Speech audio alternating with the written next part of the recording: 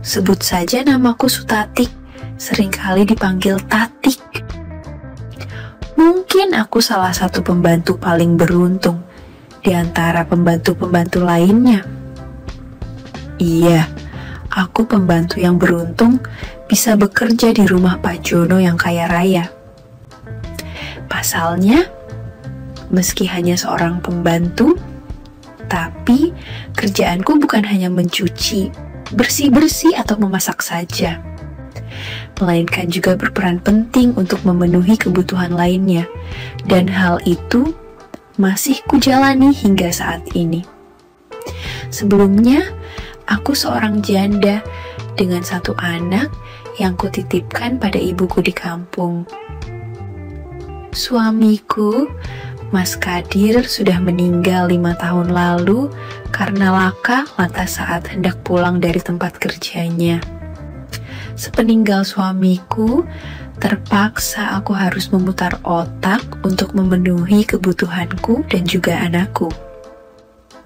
Sebelum menjadi pembantu, beberapa kerjaan sudah kulakoni, seperti berjualan kue di pasar, menjadi tukang cuci panggilan, bahkan menjadi buruh di pabrik rumahan.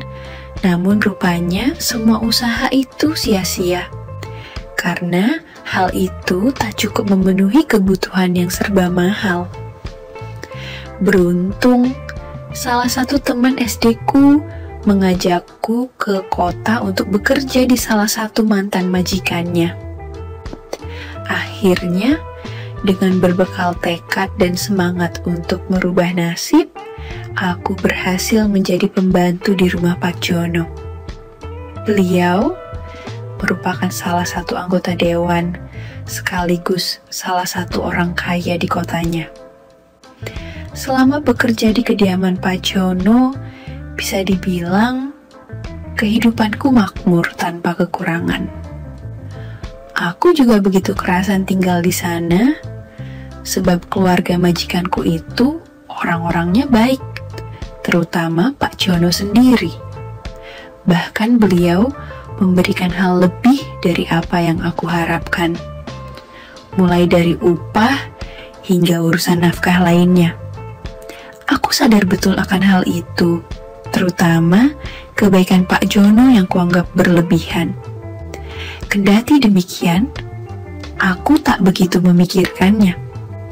Selama hidupku terjamin, aku juga bisa menabung untuk jaminan di hari tua dan juga biaya pendidikan anakku nantinya. Perkara sikap Pak Jono yang kadang meminta hal yang waneh-waneh jika kebetulan istrinya tak ada di rumah, itu adalah perkara lain. Aku tak masalah, bahkan dengan ikhlas memberikannya. Walaupun aku berasal dari kampung, aku tergolong wanita yang menarik. Usiaku tidak terlalu tua, yaitu 49 tahun. Namun, aku tak ingin berpenampilan layaknya orang kampung biasa. Aku selalu berdandan cantik agar tetap tampil sempurna. Keahlianku dalam merawat diri membuat penampilanku tak kalah dengan gadis remaja.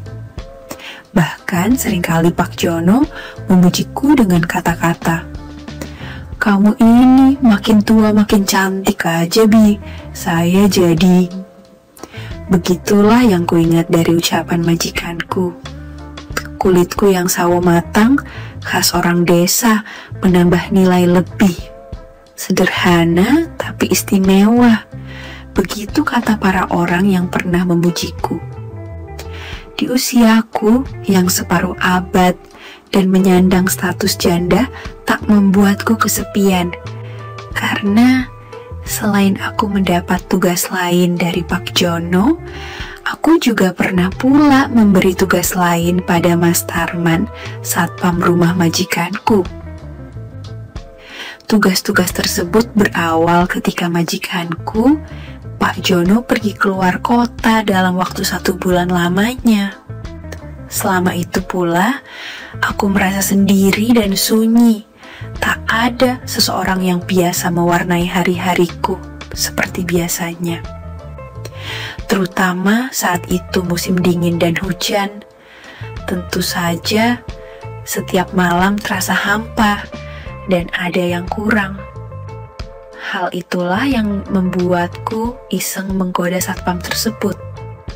Aku lantas mengirim pesan WhatsApp, lalu mengutarakan niat muliaku padanya. Sampai pada akhirnya, tugas negara dan juga solusi permasalahanku teratasi tanpa adanya kendala. Namun rupanya bukan hanya Mas Tarman orang kedua setelah majikanku.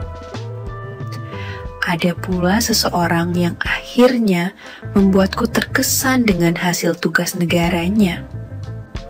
Seseorang tersebut adalah Rudi, keponakan daripada majikan yang juga tinggal di sana.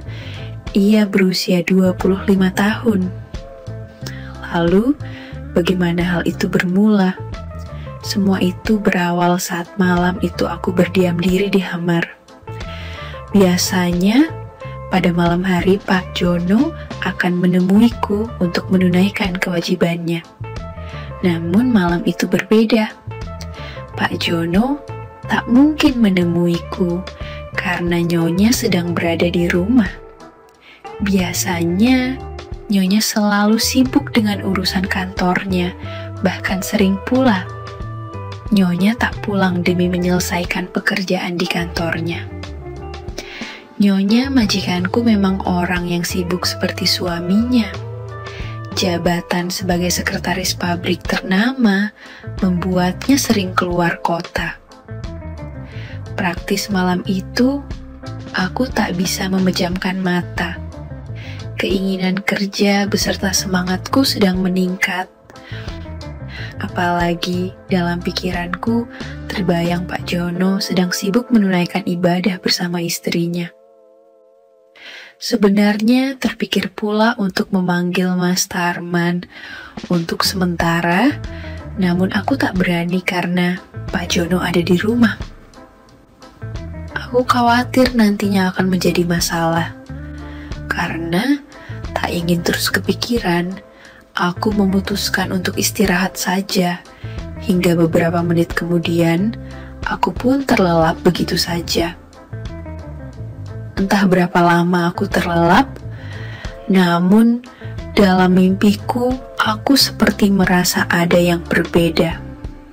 Seolah aku menjalankan tugas negara, bahkan sepertinya ada pula yang berjalan ke arah rerumputan padang Sahara. Tentu saja aku terganggu, namun aku mengira jika itu semua adalah sikap mulia majikanku. Maka aku pun mengabaikan hal itu, terus berjalan hingga tanpa sadar aku bernyanyi dengan nada-nada tak jelas maknanya. "Opo aku ikio," gumamku dengan logat Jawa. Sejenak aku mengercapkan mata, bisa ku toleh ada kepala yang bekerja di padang Saharaku. Dalam hati aku bersorak riang mengira jika itu adalah ulah majikanku. Aku salut dengan sikapnya yang berani dan tak khawatir dengan keberadaan istrinya di rumah. Namun, entah kenapa, semakin lama aku malah makin cemas. Bagaimana kalau Nyonya datang? Tentu akan ruwet urusannya. Dengan segera aku terjaga, namun betapa kagetnya aku ketika tahu jika kepala itu bukanlah Pak Jono melainkan Rudi, keponakannya. "Den Rudi, iling Den," ujarku kebingungan, sementara Rudi salah tingkah. Mungkin karena kaget bercampur bingung sehingga ia tampak panik. Mama maafin Rudi Bik," katanya terbata. Ia menunduk tak berani menoleh. "Iya, tapi kenapa harus seperti ini, Den?" sambungku yang masih tak percaya dengan sikap keponakan majikannya itu. "Rudi tadinya mau minta tolong bikinin mie Bi," ujar Rudi terbata. "Lalu?" tanyaku lagi. "Ya, waktu tahu Bibi istirahat, Rudi," Ujarnya tak bisa menjawab pertanyaanku. Dan Rudy, bukan seperti itu caranya. Nanti kalau Pak Jono datang gimana? Hah? Tanyaku. Tetapi Rudy cuman jawabnya ragu-ragu. Apa sih, Den? Yang jelas dong. Tanyaku penasaran. Rudy ingin seperti Mas Tarman, Bik. Jawabnya kemudian. Bagai disambar petir, aku kaget mendengar ucapannya. Aku tak percaya jika dia juga mengetahui keakrabanku dengan Tarman, satpam di rumah pamannya. Mendadak aku panik, bahkan khawatir dia akan memberitahu pada lainnya. Rudy kadang-kadang juga membayangkannya, Bi. Ucapan tersebut justru membuatku tak percaya.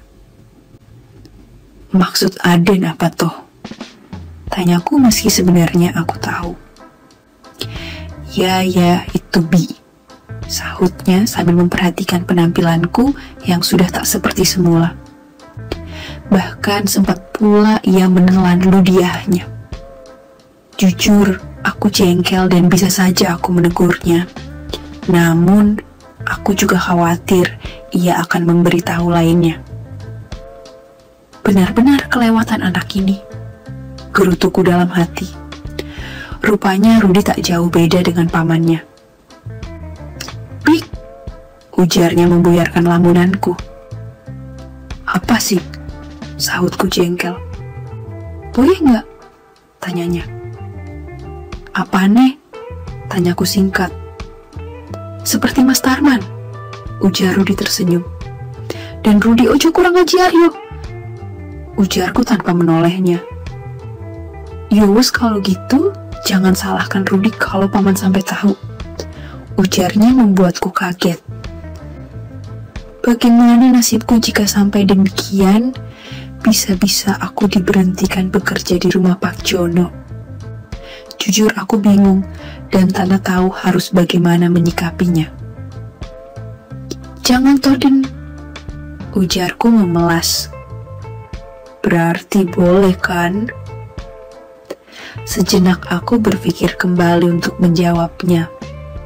Perang batin pun sempat ada. Di tengah kebimbangan tersebut, aku terus mencari solusi terbaik masalah yang ada. Syukur-syukur tak sampai mengikuti ucapan ponakan majikanku itu. Tapi bagaimana? Aku bingung dan tak tahu harus apa. Kok malah bengong, Bik? Tanyanya membuyarkan lamunanku lagi. Akhirnya, dengan ragu aku tersenyum sebagai tanda setuju. Aku terpaksa memilih pilihan tersebut, karena tak ada pilihan lain, serta khawatir dengan nasibku ke depannya. Berbeda denganku, Rudy malah tersenyum, lalu mendekatkan diri pada Ilahi. Hingga sambutan perkenalan itu, ia berikan begitu saja. Tentu saja aku kaget. Dan ujarku berusaha mengabaikan sambutan tersebut. Tapi bukannya berhenti, dia justru berjalan ke arah rerumputan padang Sahara, lalu memberi perhatian lain-lainnya. Aku yang memang sebelumnya telah semangat 45 pun bingung menanggapinya. Namun akhirnya, tak urung aku kesenangan, dan akhirnya turut menyesuaikan langkah-langkah solusi masalah tersebut. Tak dipungkiri, meski terbilang perdana, namun Rudy sukses membawa masalah yang sulit menjadi gembira. Hal yang hampir sama seperti solusi permasalahan yang pamannya sarankan waktu lalu. Jujur, kuakui Rudy memang lain, bahkan saking lainnya. Aku tiba di bandara untuk kesekian kalinya. Gimana, Pik? Tanya Rudy setelah sampai pada tujuan utama. Aku tak menjawab, masih berusaha untuk mengembalikan spirit dalam diriku lagi. Sejak itu sikap Rudy berubah padaku. Ia selalu meminta saran-saran serta solusi jika masalahnya tiba. Kendati demikian, sikap sopannya tak berubah. Dia selalu menghargaiku meski aku hanya pembantu. Jujur, aku kagum. Hanya saja yang menjadi masalah, ia telah mengetahui pamannya juga sering menyarankan saran-saran dan solusi masalahnya padaku. Hal itu membuatku bimbang untuk memilih satu di antara mereka. Namun akhirnya, setelah menimbang-nimbang, aku memutuskan untuk mengatur waktu, menyarankan solusi-solusi masalah untuk Rudy dan juga pamannya. Di mana saat Rudy mendapat masalah, aku selalu menyarankan solusi untuknya dan tentunya tanpa sepengetahuan pamannya. Namun, sepandai-pandainya tupai melompat pasti akan terjatuh juga. Karena pada akhirnya, langkah-langkah solusi yang kusarankan tersebut diketahui oleh pamannya. Hal itu terbaca ketika tengah malam, majikanku tanpa sengaja mendengar nada-nada lagu Melayu di ruanganku. Merasa penasaran, Pak Jono pun membuka pintu dan mendapati Rudy kesenangan saat itu. Jujur, aku bingung saat itu. Apalagi Pak Jono memutuskan untuk memberhentikanku bekerja di rumahnya. Saat itu, duniaku seolah berhenti berputar. Namun, rupanya keberuntungan masih memihakku. Niat Pak Jono akhirnya urung ketika Rudy membongkar keakrabanku dengan pamannya itu.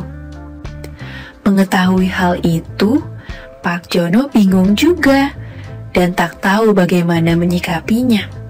Hingga pada akhirnya, baik Pak Jono maupun Rudy sepakat untuk memintaku untuk adil menyarankan solusi jika masalah mereka datang tiba-tiba.